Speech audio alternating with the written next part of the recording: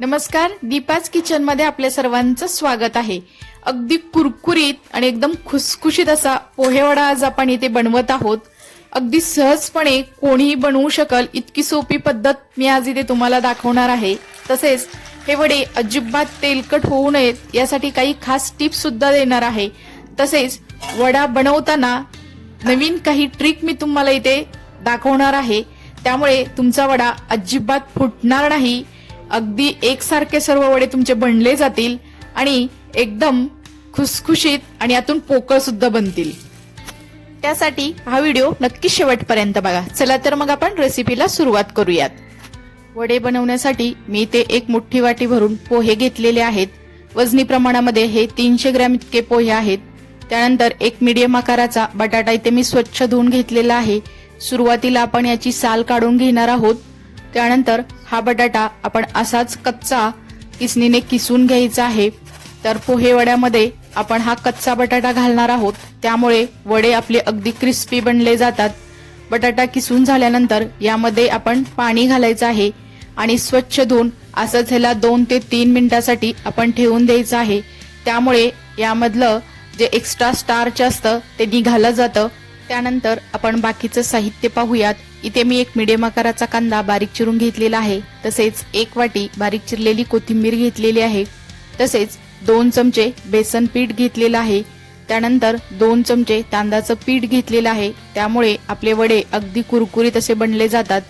तसेच इथे 1 चमचा हळद घेतलेली आहे आणि 5 ते 6 हिरव्या मिरच्या आणि अर्धा इंच आलं मी मिक्सरला बारीक करून घेतलेलं आहे। 1 चमचा लाल तिखट आणि चवीनुसार मीठ घ्यायचं आहे।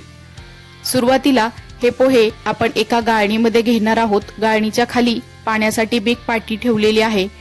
तर आपण हे पोहे अगदी स्वच्छ पाण्याने 2 ते 3 वेळा धुवून घ्यायचे आहेत। तर तुम्ही ते बघू शकता, त्याला अगदी हाताने असे चोळून मी स्वच्छ धुवून घेत आहे। तर अगदी याच पद्धतीने आपण हे पोहे अजून 2 वेळा स्वच्छ धुवून घेणार आहोत।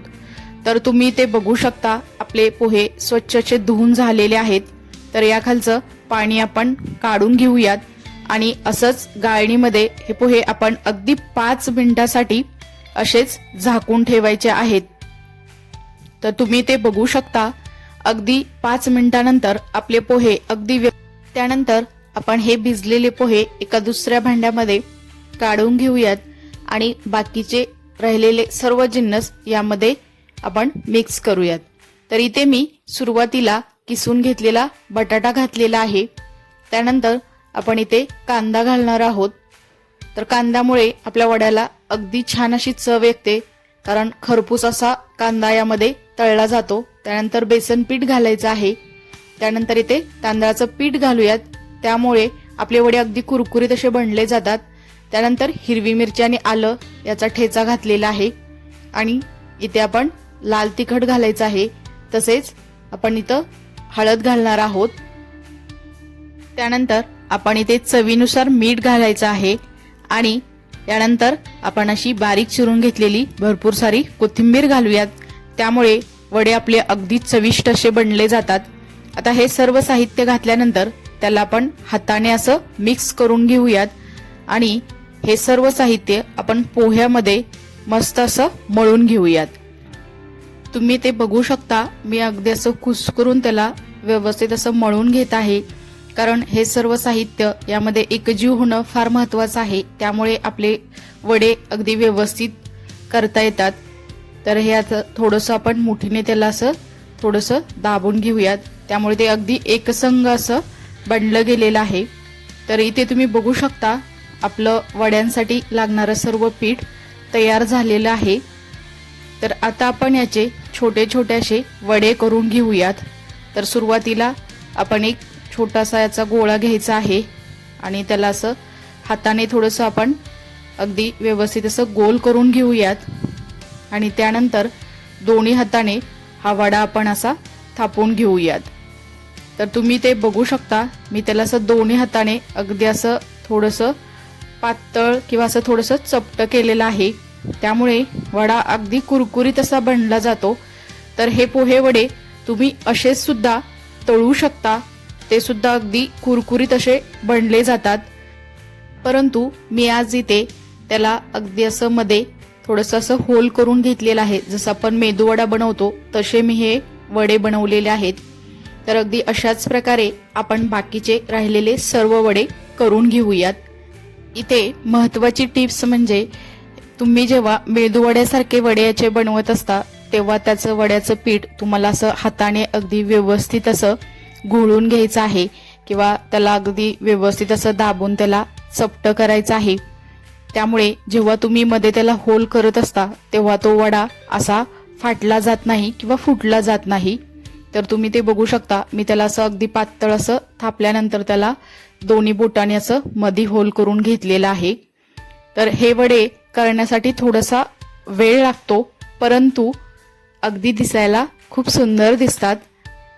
किंवा तुम्ही या वड्याला मध्ये असं हातावरती हा वडा थापून घेऊन त्याला असं बोटाने थोडंसं मध्ये असं होल करू शकता आणि परत एकदा त्याला वडा असा पलटी करून दुसऱ्या बाजूने सुद्धा त्याला बोटाने असं होल करून हा वडा अगदी व्यवस्थितपणे बनला जातो. तरी ते तुम्ही बघू शकता. जर तुम्ही वडा अगदी व्यवस्थित असा थापला गेला नसेल तर हा वडा असा फुटला जातो. त्यामुळे वडा अगदी असा दाबून व्यवस्थित असा तुम्ही त्याला सुरुवातीला थापून घ्यायचा आहे. त्यामुळे तुमचे वडे अगदी व्यवस्थित असे बनले जातील.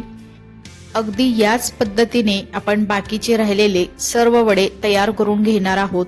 तुम्ही ते बघू शकता. आपले सर्व वडे असे बनवून तयार झालेले आहेत. गॅसवरती इकडे मी तेल गरम करायला ठेवलं होतं. तेल गरम झालं की त्यामध्ये आपण इथे सुरुवातीला 2 वडे तळून घेणार आहोत. इथे महत्त्वाची टिप्स म्हणजे तुम्ही वडे तळत असताना गॅस हा मध्यम ठेवायचा आहे आणि सतत हलवत हे वडे लालसर होईपर्यंत तळून घ्यायचे आहेत. जर तुम्ही गॅसची फ्लेम ही जास्त वाढवली तर वडे वरून फक्त करपले जातात आणि आतून सुद्धा अगदी कच्चे राहतात. त्यामुळे ही महत्त्वाची टिप्स तुम्ही लक्षात घ्यायची आहे. इथे अगदी 2 ते 3 मिनिटांनंतर आपले वडे खरपूस असे तळले गेलेले आहेत. तर त्याला आता आपण एका दुसऱ्या डिशमध्ये काढून घेऊयात. तर इथे तुम्ही बघू शकता हे वडे सुद्धा आपले जास्त तेलकट होत नाहीत, कारण आपण गॅसची फ्लेम ही मीडियम ठेवलेली असते. जर तुम्ही लो गॅसवरती जर हे वडे तळले तर ते जास्त तेल पितात. त्यामुळे हे वडे अगदी मध्यम गॅसवरतीच तुम्ही तळून घ्यायचे आहेत. तर इथे मी आता 4 वडे तळून घेत आहे.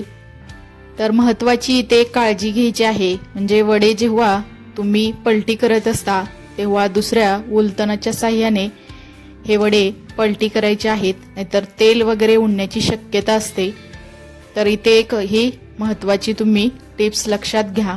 आणि अशा प्रकारे हे सुद्धा आपण लालसर होईपर्यंत सर्व वडे तळून घेणार आहोत.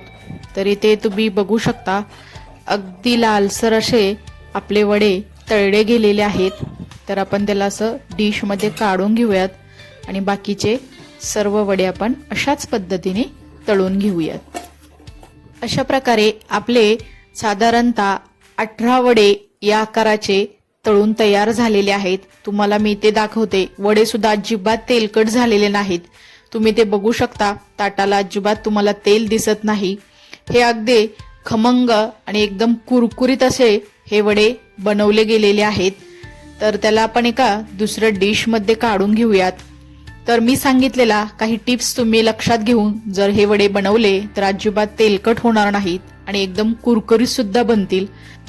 इथे तुम्ही बघू शकता वडे सुद्धा अगदी आपली लालसर असे तळले गेलेले आहेत आणि एकदम कुरकुरीत सुद्धा झालेले आहेत. तर असा एकदम कुरुम कुरुम असा त्याचा आवाज येत आहे. मस्त असे सर्वच वडे आपले क्रिस्पी बनलेले आहेत. त्यातील अजून एक वडा मी तुम्हाला इथे फोडून दाखवते. तो आतून सुद्धा अगदी पोकळ आणि वरून एकदम कुरकुरीत बनलेला आहे. तुम्ही सुद्धा अगदी याच पद्धतीने हे वडे बनवून बघा. कसे झाले हे मला कमेंट्समध्ये नक्की सांगा. चला तर मग आपण कुरकुरीत आणि एकदम खमंग असे पोहे वडे सर्व करूयात सॉस सोबत. इथे तुम्ही पुदिन्याची चटणी सोबत सुद्धा हे वडे खाऊ शकता. अगदी छान लागतात. या अगोदर सुद्धा मी पोहे वडेची रेसिपी आपल्या चॅनेलवरती पोस्ट केलेली आहे. ती पाहायची असेल तर त्याची लिंक मी डिस्क्रिप्शन बॉक्समध्ये दिलेली आहे. त्याला सुद्धा तुम्ही खूप छान प्रतिसाद दिला त्याबद्दल सर्वांचे मनापासून आभार. जर तुम्हाला ही सुद्धा रेसिपी आवडली असेल तर तुम्ही नक्की दीपाज किचन या यूट्यूब चॅनेलला लाईक, शेअर आणि सबस्क्राईब करा आणि शेजारील बेल आयकॉनवरती क्लिक करा, म्हणजे तुम्हाला अशा छान छान साध्या, सोप्या आणि एकदम कमी वेळेत होणाऱ्या रेसिपी पाहायला मिळतील. नंतर भेटूया आपण अशाच एका छान अशा रेसिपी सोबत. तोपर्यंत सर्वांना मनापासून धन्यवाद.